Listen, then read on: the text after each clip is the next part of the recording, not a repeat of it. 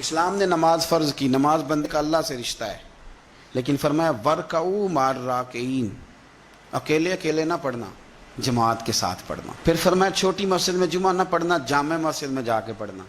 پھر فرمایا جب عید پڑھنا تو کھلے میدانوں میں سارے مل کے پڑھنا۔ پھر فرمایا جب حج پہ آؤ نا تو تمہیں سکون شلوار قمیض میں ہے یا تہمت کرتے میں ہے، لیکن یہاں جب میری بارگاہ میں آؤ نا سب کا ایک رنگ ہو، سفید۔ تو یہ ساری اجتماعی عبادات مسلمانوں کو آپس میں جوڑنے کے لیے، آپس کی محبتوں کے فروغ کے لیے۔ زکوٰۃ کیا ہے؟ امیروں کا غریبوں کو حصہ دینا۔ قربانی کیا ہے؟ اپنے پیسوں کا جانور خرید اور اپنے پیسے لگا کے اسے ذبح کر، پھر اس کا گوشت بنا، ساری ڈیوٹی تیری پر دینا غریبوں کو۔ یہ کیا ہے؟ یہ لوگوں کو ایک دوسرے سے جوڑتا ہے، یہ محبتیں پیدا کرتا ہے۔ میرے نبی پاک علیہ السلام نے فرمایا ایک دوسرے کو تحفہ لیا کرو، دیا کرو، اس سے محبت بڑھتی ہے۔ تحفہ دیا کرو، اس سے صرف لینا نہیں، تحفہ لینے دینے سے محبت بڑھتی ہے۔ بہت سارے لوگ ایسے ہیں جنہوں نے تحفہ صرف لینا رکھا ہوا ہے، دینے کا کوئی مزاج نہیں ہے۔ بلکہ بعض یہ کہتے ہیں کہ دیکھو جی اماں کو بھی جوڑا دیں تو اماں تبھی راضی ہوتی ہے۔ اور میں نے کہا تو خوش قسمت نہیں کہ تیرے پاس اماں ہے اور تجھے جوڑا دینے کی توفیق ہے؟ تو خوش بخت ہے جی، ابے کو بھی پیسے دیں تو وہ راضی ہو۔ بھائی تو خوش قسمت نہیں کہ تیرے پاس توفیق ہے کہ تو والد کے لیے جوتے لے کے آ رہا ہے؟ سن حدیث پاک اور دل ٹھنڈا کر۔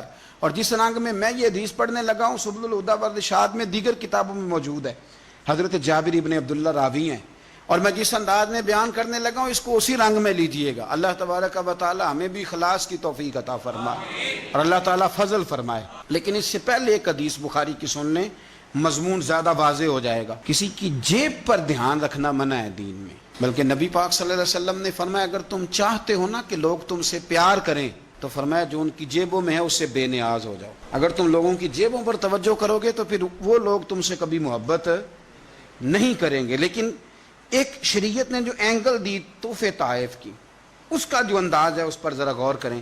حضرت جابر ابن عبداللہ رضی اللہ تعالیٰ عنہ فرمانے لگے کہ میری اماں نے نا حریرہ بنایا، عرب شریف میں کھانا بنتا تھا حریرہ۔ میرے والد گرامی نے میری ماں سے سفارش کی، ان کے والد حضرت عبداللہ ابن عمر یہ میدان احد کے پہلے شہید ہیں، اور نبی کریم صلی اللہ علیہ وسلم نے فرمایا تھا جو شہید ہوا رب نے اس پر پردے ڈال کے بات کی، لیکن جابر جب تیرے والد گئے ہیں تو رب نے بے پردہ گفتگو فرمائی ہے۔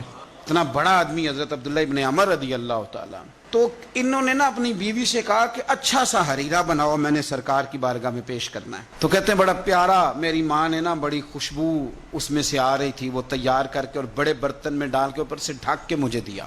جب میں نبی کریم صلی اللہ علیہ وسلم کی بارگاہ عالی مرتبت میں پہنچا تو اس کی خوشبو تو دور سے آ رہی تھی، اور ویسے بھی اللہ تعالیٰ نے غیب کی کنجیاں حضور کو عطا فرمائی ہیں۔ لیکن نبی کریم صلی اللہ علیہ وسلم پھر بھی فرمانے لگے تیرے باپ نے گوشت پکا کے بھیجا میرے لیے، اندر حریرہ ہے اور خوشبو آ رہی ہے۔ سرکار کسی سے کسی چیز کا مطالبہ کریں تو یہ اس کے نصیب ہیں، یہ تو وہ قبول ہو گیا۔ چونکہ نبی کریم کی تو بیٹی سیدہ فاطمہ کے گھر اگر شام کو کھانا نہ پکے تو رب جنت سے بھیج دیتا ہے، تو سرکار کو تو محتاجی نہیں کسی کی۔ نبی پاک صلی اللہ تعالی علیہ وسلم نے فرمایا تیرے ابا نے گوشت پکا کے بھیجا ہے؟ کہتے میں نے پلیٹ اٹھا کے عرض کی حضور نے یہ حریرہ ہے، تو سرکار نے وہ نکال لیا۔ کہتے ہیں حضرت جابر ابن عبداللہ کہ میں چونکہ پختہ عمر کا نہیں تھا، میں واپس گیا، میں نے جا کے عرض کی کہ ابا جی نبی پاک صلی اللہ علیہ وسلم کو تو پتہ تھا حریرہ ہے اور اس کی خوشبو بھی آ رہی، پھر حضور نے یہ کیوں فرمایا کہ گوشت ہے اندر؟ قربان جائیں، جب عشق سکھاتا ہے آداب خود آگاہی،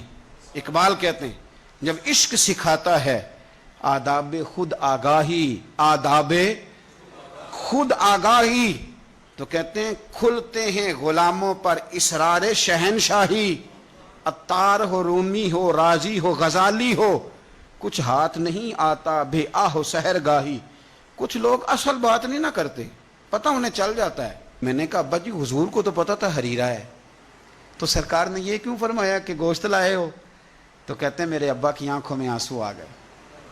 آپ سمجھے نا، جب عشق سکھاتا ہے آداب خود آگاہی، رو پڑے اور فرمانے لگے تو خوش قسمت نہیں کہ حضور نے تجھ سے پوچھا ہے کہ تیرے باپ نے گوشت بھیجا، فرمایا جلدی کر ایک بکری پکڑ کے لا۔ کہتے ہیں میں باڑے سے بکری پکڑ کے لایا، میرے ابا نے اسے بنایا اور بڑے پریم سے گوشت بنایا اور میری ماں نے پکایا اور پھر برتن میں ڈالا۔ کہتے ہیں غروب آفتاب ہونے والا تھا جب میں وہ کھانا لے کے گوشت لے کے در رسول پہ پہنچا، اور جا کے جب میں نے پیش کیا تو حضور نے نہیں پوچھا کیا لائے ہو، اب نہیں پوچھا. جب عشق سکھاتا ہے آداب خود آگاہی، پھر کھلتے ہیں غلاموں پر اسرار شہن. اب نہیں پوچھا کیا لائے ہو، بلکہ کہتے ہیں میں نے جا کے رکھ دیا تو سرکار فرمانے لگے اللہ تجھے، تیری ماں کو، تیرے باپ کو میری طرف سے بھی بہترین جزا عطا کرے اور سارے نبیوں کی طرف سے بہترین جزا عطا کرے.